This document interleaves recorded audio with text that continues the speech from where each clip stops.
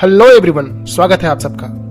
आज हम लोग बात करने वाले हैं एक ऐसे मूवी की जो एक सच्ची घटना पर आधारित है। ये कहानी है एक ऐसे इंसान की जिसने नामुमकिन को मुमकिन कर दिखाया और मौत के मुंह से वापस आ गया। जी हाँ दोस्तों, आज हम लोग बात करने वाले हैं मूवी 127 आवर्स की। ये कहानी है एरन रॉल्स्टन की, जो कि एक इंजीनियर है, पर पहाड़ों पर चढ़ना और वहां ट्रेकिंग करना उसका असली पैशन है। कहानी की शुरुआत में एरन एक ट्रेक पर जाने की तैयारी कर रहा होता है। इसी बीच उसकी बहन सोनिया का फोन आता है, पर एरन उसका जवाब नहीं देता है और ट्रेक पर निकल पड़ता है। वो अपने कार को एक जगह पार्क कर देता है और आगे के रास्ते पर बाइसाइकिल चलाकर जाने लगता है। पहाड़ों के नजदीक पहुंचने पर एरन अपना साइकिल एक पेड़ में लॉक कर देता है और जरूरत का सामान अपने बैग में भरकर पहाड़ की ओर निकल पड़ता है। वहां उसे दो लड़कियां मिलती है, क्रिस्टी और मेगन, जो अपना रास्ता भूल चुकी रहती है। एरन उन्हें रास्ता बताता है और एक नेचुरल अंडरग्राउंड पुल के बारे में भी बताता है। वो तीनों पहाड़ से आगे निकल पड़ते हैं और दो पत्थरों के बीच में स्लाइड करके आगे बढ़ते रहते हैं। तभी एरन जानबूझकर अपना हाथ छोड़ देता है और दोनों पहाड़ों के बीच से फिसलकर नीचे एक अंडरग्राउंड पुल में गिर जाता है, जिसके बाद क्रिस्टी और मेगन भी पुल में कूद पड़ते हैं। इसके बाद वो लोग पुल में काफी एंजॉय करते हैं और कई बार पहाड़ों के बीच से फिसलकर पुल में जंप करते हैं। थोड़ी देर पुल में एंजॉय करने के बाद वो पुल से बाहर निकल जाते हैं, जहां क्रिस्टी और मेगन एरन को अगले दिन एक पार्टी में इनवाइट करते हैं और फिर एरन अकेला ही आगे निकल पड़ता है। एरन अकेला पहाड़ों पर चढ़ाई कर रहा होता है, जहां दो पहाड़ों के बीच से एक बड़े से पत्थर का सहारा लेकर वो नीचे उतरने की कोशिश कर रहा होता है। तभी अचानक वो पत्थर जिसे उसने पकड़ रखा था वह नीचे खिसक जाता है और एरन पत्थर के साथ नीचे गिर जाता है। नीचे गिरने से उसका दायां हाथ उस पत्थर से बुरी तरह दब जाता है।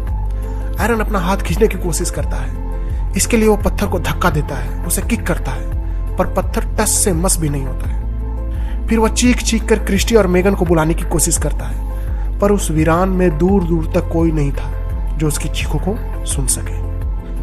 तब एरन अपने साथ लाया हुआ सारा सामान पत्थर पर रखकर कुछ सोचने की कोशिश करता है और वो अपने साथ लाए टूल से पत्थर को काटने की कोशिश करता है, पर उस छोटे से टूल से पत्थर को तोड़ना नामुमकिन था और एरन को भी धीरे धीरे ये बात समझ में आ जाती है। फिर एरन रस्सी फेंकता है और एक दूसरे पत्थर से उस रस्सी को फंसाकर अपने कमर में बांध लेता है और उसी रस्सी से झूलते हुए वो सो जाता है। अगले दिन रविवार को दोपहर 3 बजे वो अपने वीडियो कैमरा में रिकॉर्डिंग करना शुरू करता है, जिसमें वो बोलता है कि वो 24 घंटों से ब्लू जॉन कैनियन में फंसा हुआ है। एरन अपना नाम, पता और अपने माता पिता का भी नाम बताता है और बोलता है कि जिसे भी यह रिकॉर्डर मिले वो प्लीज मेरे पेरेंट्स को ये रिकॉर्डिंग भेज दे।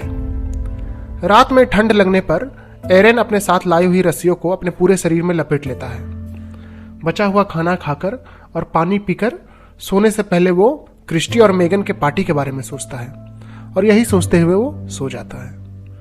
फिर एरन शनिवार की सुबह को याद करता है, जब वो ट्रैक पर निकलने के लिए नहा रहा था।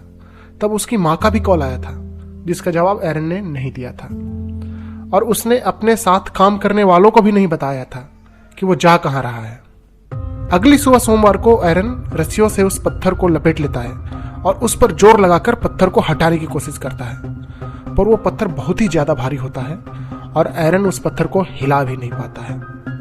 तो फिर से एरन वीडियो रिकॉर्डिंग करना शुरू करता है, जिसमें वो बोलता है कि रोज सुबह एक पक्षी उसके ऊपर से उड़कर जाता है और सुबह 9:30 बजे उसे 15 मिनटों के लिए धूप मिलती है। एरन यह भी बोलता है कि उसका पानी अब खत्म ही होने वाला है और उसने अपना यूरिन एक पाउच में स्टोर करके रखा है ताकि इमरजेंसी होने पर उसे भी वो पी सके। फिर वो अपनी माँ बाप और बहन को याद करने लगता है। यादों में उसकी बहन पियानो बजा रही होती है। इसके बाद वो अपनी एक्स गर्लफ्रेंड राना के बारे में सोचने लगता है कि तभी अचानक जोर से बारिश आ जाती है।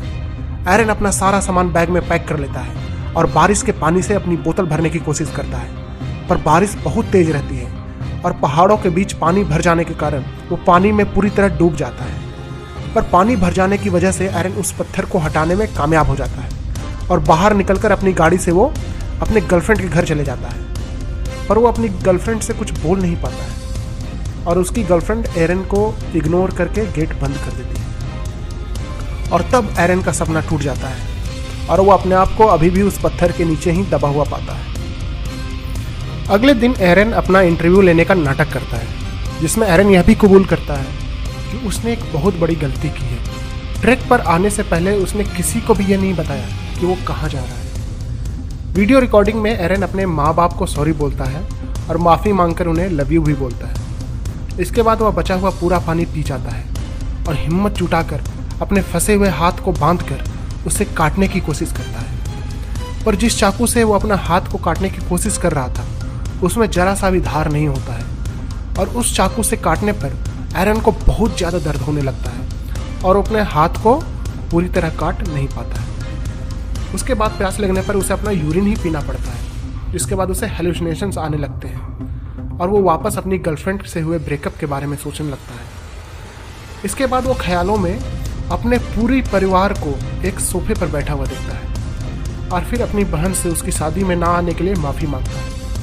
एरन सोचता है कि शायद इस पत्थर के नीचे दबना उसकी किस्मत में ही लिखा हुआ था और ये पत्थर जिंदगी भर से एरन का ही इंतजार कर रही थी। इसके बाद वो पत्थर पर RIP एरन रॉल्स्टन लिख देता है। मतलब वो सोच लेता है कि अब यहाँ से वो जिंदा नहीं निकल पाएगा। इसके बाद वो हेलुसिनेशंस में खुद को अपने फ्यूचर बेटे के साथ खेलते हुए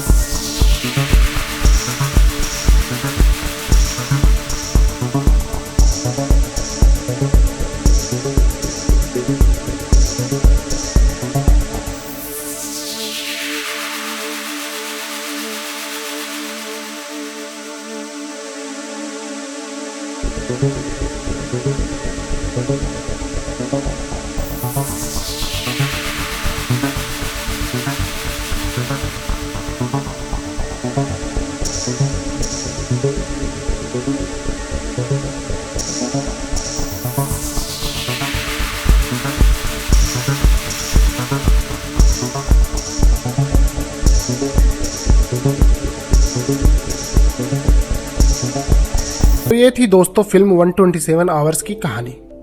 आइए अब आपको बताते हैं इस मूवी से जुड़ी कुछ दिलचस्प बातें। यह फिल्म एरन रॉल्स्टन की biography between a rock and a hard place पर आधारित है। इस फिल्म को 6 ऑस्कर अवार्ड के लिए नॉमिनेट किया गया था। 127 घंटे इस फिल्म की लंबाई है, जो कि फ्राइडे को एरन के सोकर उठने से लेकर वेडनेसडे को कैनियन से उसके रेस्क्यू होने तक का समय है। तो दोस्तों आज के लिए इतना ही। मिलते हैं आप लोगों से अब अगले वीडियो में। तब तक के लिए गुड बाय और जय हिंद।